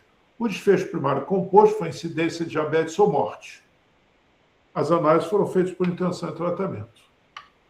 O que eles acharam? No final do estudo, 59 indivíduos abandonaram o braço da rose, 46 abandonaram o placebo. 11% que receberam rose e 26% que receberam placebo apresentaram o desfecho composto primário, que era o quê? Qual era o desfecho primário? Recordando. Está aqui. Diabetes ou morte, tá bom? Tem dependência ou morte, tem diabetes ou morte. Então, a hazard ratio do desfecho primário foi 0,40, variando de 35 a 46, o P 0,0001. Muito significativo do ponto de vista estatístico. Do ponto de vista do intervalo da hazard ratio, também muito baixo, ou seja, houve uma redução, se a hazard ratio foi 40, houve uma redução de 60% no risco do desfecho composto primário. 1.330 indivíduos do grupo da Rose e praticamente 800 do grupo placebo tornaram-se normoglicêmicos. Então, metade da turma que tomava Rose ficou normoglicêmico e 30% da turma do placebo também. Mas houve uma diferença, de novo, muito grande. O ponto 0,0001. A taxa de eventos cardiovasculares foram os mesmos em ambos os braços, embora 14 participantes do grupo da Rose e 2 do grupo placebo tenham desenvolvido ciência cardíaca. Ponto 0,1. Levemente significativo. Então, não foi semelhante, né? Interpretação. Arroz na dose de 8 mg por dia durante 3 anos reduz substancialmente a incidência de diabetes tipo 2 e aumenta a probabilidade de regressão à normoglicemia em adultos com glicemia de jejum alterado. Veja bem, quando ele apresenta o resultado do desfecho primário. Quando ele interpreta, ele se refere a um dos itens do desfecho primário, só a redução da incidência de diabetes. Não falou da mortalidade. Então, a gente primeiro procura, se lembra, viés de seleção de confusão, então estratificou, alocação, isso aqui foi tudo ok. Bom, randomicamente, estratificado por site, randomizado por telefone. Pacientes foram randomicamente designados para um grupo ou para o outro. Era um estudo fatorial. Eles aproveitaram um estudo do Ramipril para incluir esse estudo aqui também. Mas não importa. O que importa para a gente é essa segunda parte do estudo, que é o que utiliza a Rose. Aí nós vamos ver os braços. Você vê que foi bem randomizado, é tudo semelhante, tudo semelhante. Então, a randomização, ok. Aquela coisa que eu falo sempre, vamos ver. Performance, atrito, observação, seleção e confusão. Não fazemos a avaliação, tudo bem. Aí vamos para a figura 1. Olha que coisa sensacional. Nós temos aqui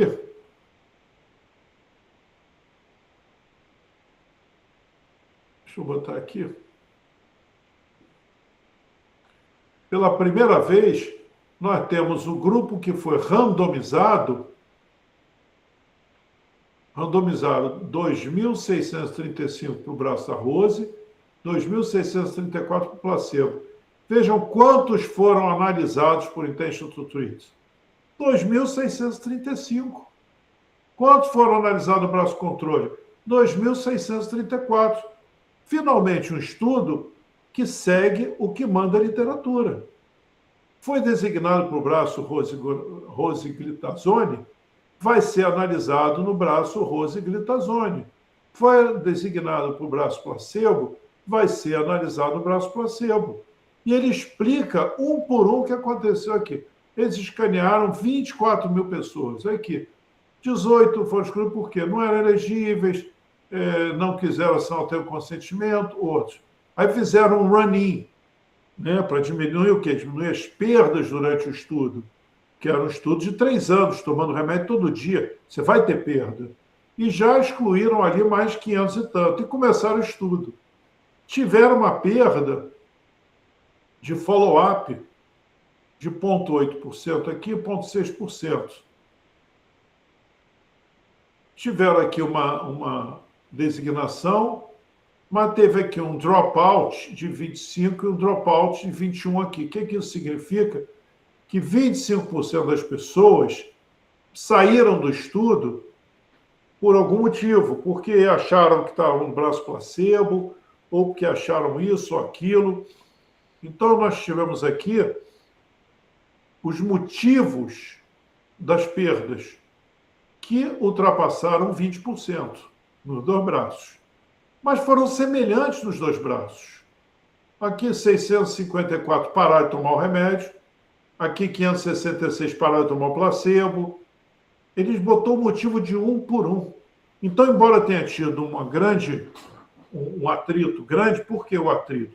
Por que chama de atrito? Porque as pessoas que saem são diferentes das que ficam.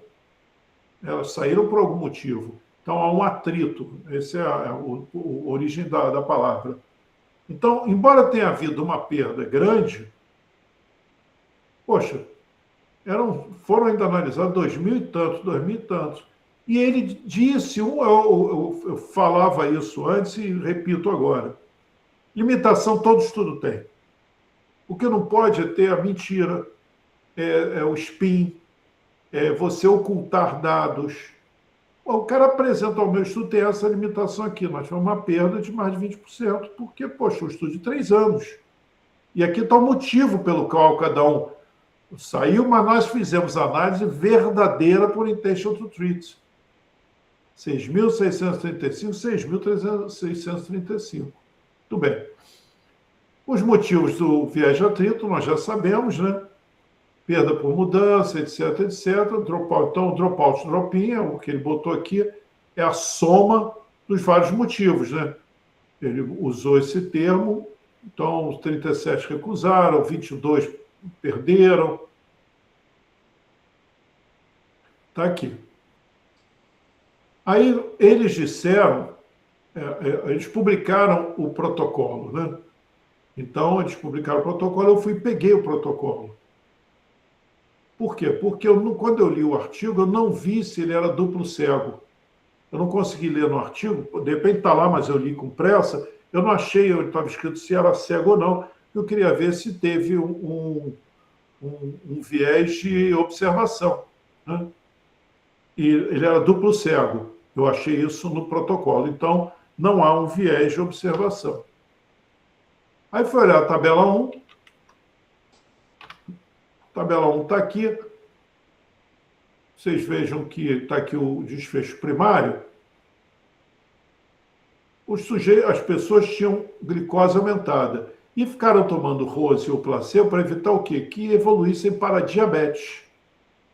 Então, você viu que no braço da rose, só 10% evoluíram para diabetes. 25% evoluíram no grupo placebo para diabetes. Porém, morte, que era o outro desfecho primário, ficou igual praticamente nos dois braços. Você vê que o intervalo de confiança é de 0,55 a 1,5 e o p-valor de 0,7. Então, embora o desfecho primário, que a gente fala, seja morte e desenvolver diabetes, no fundo, a rose só influenciou na diabetes. O desfecho primário está sendo influenciado por um desfecho menos relevante. O desfecho mais relevante qual era? A morte. Então, isso tira o valor do estudo? Não. Mas, de novo, quando a gente tem um ensaio clínico positivo, a gente tem que olhar do ponto de vista da aplicabilidade para o nosso paciente. O nosso paciente. Qual a conclusão? A intervenção reduziu o desfecho primário, diabetes ou morte, em 60%. A intervenção reduziu o desfecho de diabetes em 62%. Essa é a minha conclusão. A minha conclusão é que, embora o efeito que ele faz seja o efeito do desfecho primário, por quê? Porque ele pesquisou os dois, mas, na verdade mesmo, a Vera, ele diminuiu foi o risco das pessoas com glicose alterada evoluírem para diabetes. Aí eu tenho que ver isso no meu paciente, até porque, veja bem, eventos cardiovasculares, infarto do miocárdio, o grupo da Rose, todo mundo foi parecido, mas aqui tem um 0,01. Insuficiência cardíaca confirmada. 0,5 no grupo da Rose desenvolveram insuficiência cardíaca e 0,1 no grupo do placebo desenvolveu insuficiência cardíaca. Está aqui a hazard ratio de 7,03, variando de 1,60, ou seja, a rosiglitazona aumentou o risco, né? Quando vem menos de 1, protege, quando passa de 1, é um dano. Então, ela causou um dano. Qual foi o dano? Então, ao mesmo tempo, ela não evitou morte, ela evitou que o sujeito com glicose alterada evolua para diabetes, mas também causou insuficiência cardíaca. Aí, a gente tem que ficar de olho no seguinte: quando você tem um desfecho composto, você tem que ver a importância clínica dos desfechos. Qual é a importância clínica maior? Morte. Nela, o tratamento não teve efeito nenhum. A menos importante, diabetes. Não que não seja grave nem importante, mas comparado com morte, não é. Nela é que houve o efeito. Então, para mim, a utilidade desse medicamento é na diabetes. Esse é o que... Aqui que ela é importante. E aqui também. Eu tenho que analisar esses dois pontos para ver se eu vou dar esse medicamento para o meu paciente. Vamos transformar esses efeitos relativos em efeitos absolutos para ver como é que funciona. Como é que a gente faz de novo aquele linkzinho que eu dei e a gente vai calcular aqui o desfecho primário composto. Vocês já sabem como é a conta, os números estão ali, eu não preciso ficar fazendo conta aqui álgebra com vocês. Aqui é a taxa EV do grupo controle, taxa EV do grupo experimental, está aqui a continha e tal. NNT. Teve uma redução absoluta, uma redução relativa do risco de 15%, etc. O NNT 7, muito bom o NNT, muito bom. Ou seja, a cada 7 pessoas tratadas com a Rose, eu evito o desfecho primário em uma delas. Se você botar isso para 1.000, a cada 1.000 pessoas tratadas, com risco de evoluir para diabetes, eu evito que 143 evoluam para diabetes.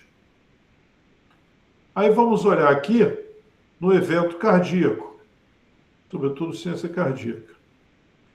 Qual o risco de insuficiência cardíaca tomando, qual o NNT ciência cardíaca? Eu peguei aqui esses dados e boto aqui na minha tabelinha, calculo o NNT, e o que eu vejo? Que a Rose causa um aumento absoluto do risco, está aqui, e causa, se lembra que quando a gente fala de tratamento, NNT, número necessário para tratar. Quando fala de dano, NND. O NND é muito alto, 220. Ou seja, eu preciso tratar 220 pessoas com a Rose para um desenvolver insuficiência cardíaca. Cada 1.000 pessoas que eu trato, 4 a 5 podem desenvolver insuficiência cardíaca, ou vão desenvolver insuficiência cardíaca. Enquanto aqui, a cada 1.000, eu evito 143 casos de diabetes e causo insuficiência cardíaca em 4 a 5. A análise estatística desse estudo, eles têm o Data Safety Monitoring Board, e num determinado momento eles viram que tinha tão mais benefício para o grupo da Rose do que no placebo para evitar diabetes, que eles sugeriram a interrupção do estudo, então tornou-se um estudo, em abril de 2005, o comitê sugeriu que interrompesse, e esse ensaio clínico foi um ensaio clínico randomizado truncado. Ô, professor, e curiosamente, esse medicamento foi cancelado o registro em 2010 por causa de problemas cardíacos, né? Por causa de por causa de insuficiência cardíaca e infarto. Ele teve o registro cancelado em 2010. Pois é. Mas na época, quando fizeram a análise desse artigo, ou desse estudo, não levaram isso tão em consideração quanto nós estamos levando, porque, inclusive, você vê, o Data Safety Monitoring Board sugeriu a interrupção por benefício, foi um ensaio clínico randomizado truncado, e ele passou a ser utilizado. Ele foi aprovado para utilização. E aí eu entro aqui na nossa listazinha que eu falo sempre, né? Os dados de segurança contrabalançam os benefícios, então você tem que ver isso. Seu paciente é um paciente de risco de insuficiência cardíaca, que a gente sabe que todos os pacientes, eu falei isso na última aula, quando você vê o ensaio clínico, eles botam ali o risco médio. Mas, na verdade, nem todo paciente tem o mesmo risco. Uma coisa é uma pessoa com 30 anos de idade que está com uma glicemia alterada e você vai dar um medicamento para evitar que ele se torne diabético. Outra coisa é uma pessoa com 55 anos de idade. Esse é o primeiro ponto. Você tem que ver. Era um ensaio clínico truncado, só que teve mais de 250 eventos. Então, o resultado dele não estava superestimado. Mas o que eu quero falar, e foi importante você me dar essa informação, porque o que eu ia falar tinha a ver com isso mesmo. A gente tem que ver o seguinte: eu usaria isso aí no meu paciente, com a aplicabilidade do meu paciente. Além dos critérios de elegibilidade, de inclusão e de exclusão, eu tenho que ver o seguinte: eu vou dar medicamento, veja bem, o que acontece quando você tem diabetes? Você tem que tomar um remédio. Eu vou dar remédio para 1.000 pessoas para evitar que 146 tomem remédio. Mesmo assim, esses 146 vão ter que tomar remédio. Você tem que dar esse remédio por quanto tempo? Para evitar que ele desenvolva diabetes. O fator de risco é igual para os dois grupos. Nós temos mais tratamentos. Além da Rose, mudança do estilo de vida também diminui o risco da pessoa com glicose alterada evoluir para diabetes. Aí você tem que ver, de repente o remédio é barato, e eu, por exemplo, eu não gosto de fazer exercício na rua, eu tenho que fazer academia. O sujeito que faz, ele vai ter dinheiro para pagar a academia? Ou é mais barato dar o remédio? Ele pretende mudar o estilo de vida ou não pretende? Ele tem risco de insuficiência cardíaca ou não tem? Será que vale a pena você, para evitar? Porque existem outros medicamentos que diminuem o risco de evoluir para diabetes em quem tem alteração da glicose. Esses outros medicamentos causam insuficiência cardíaca, porque para mim é o seguinte, eu olho e digo assim, a cada 1.000 pacientes, 5 vão desenvolver insuficiência cardíaca. Só que o paciente que estiver tomando remédio e desenvolver insuficiência cardíaca, ele está pouco se lixando se o risco dele era 5 em cada 1.000. Ele tomou o remédio e ele desenvolveu insuficiência cardíaca. Para ele, o risco é 100%. A gente de fora avalia o risco dos outros, mas para o cara, o risco é 100%. Ele tomou o remédio, apresentou evento adverso, pô, mas o risco era pequeno. Ele dane-se, pô, mas deu em mim. Então você tem que ver, você tem outra opção, que às vezes não tem outra opção. Tem pessoas que dizem sobre alguns eventos adversos e determinadas vacinas. Tem outra opção? Qual o desfecho? Uma coisa é você ter o desfecho morte. Outra coisa é você ter o desfecho diabetes. É muito ruim diabetes, é uma doença muito grave. Mas existem outras formas de combater diabetes que você pode utilizar alternativamente. Ou não, você tem que... Isso tudo tem que ser pesado. Eu não estou dizendo assim, esse tratamento, esse remédio não tem valor nenhum, esse estudo está errado, não é isso que eu estou dizendo. Eu estou dizendo que, primeiro, esse estudo tem um risco de viés elevado, porque ele tem um viés de atrito. Por mais que ele tenha explicado tudo, tem limitação, ele tem um viés de atrito. Então, isso já deve a gente ficar preocupado. Segundo, ele desenvolve um evento adverso que é mais grave até do que o diabetes, porque você tem outras formas de evitar diabetes.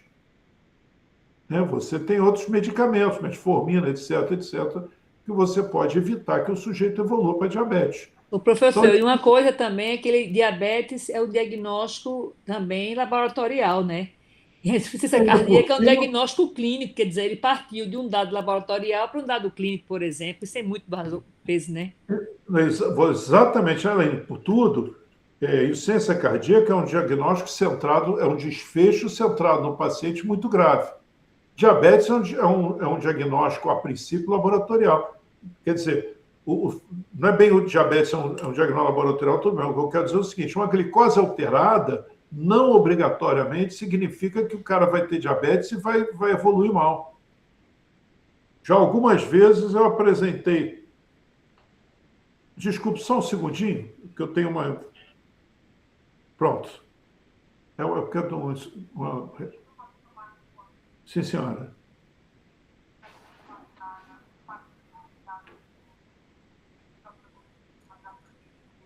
Sim, senhora.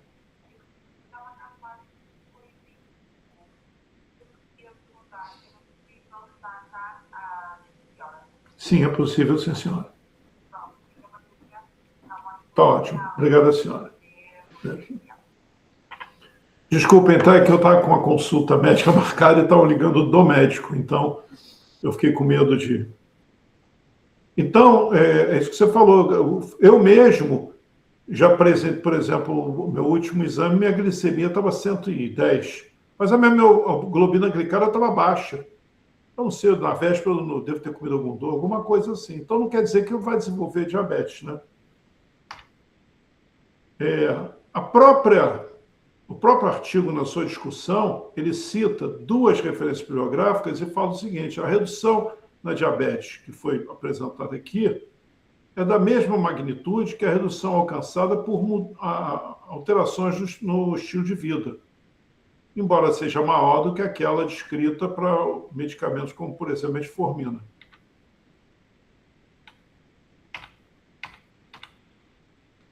Pessoal, eu passei 2 minutos do tempo previsto, então isso aqui é um brinde, né?